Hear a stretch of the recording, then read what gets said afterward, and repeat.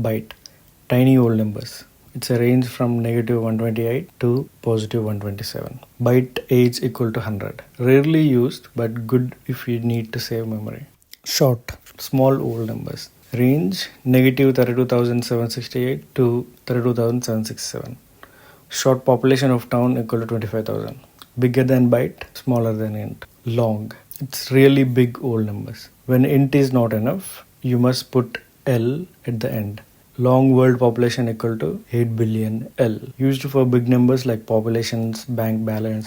Let's write a small Java program to show how all this works. Public class passport form, public static void main string args. String name equal to Tony Stark, int age equal to 45, double height equal to 1.85, char gender equal to M, boolean has criminal record equal to false, long passport number equal to 1234567890112L. System.out.println passport application, same with name, age, height, gender, criminal record, passport number. When you run this, it prints out Tony Stark's passport info like a real application form. Think of Jarvis in Iron Man.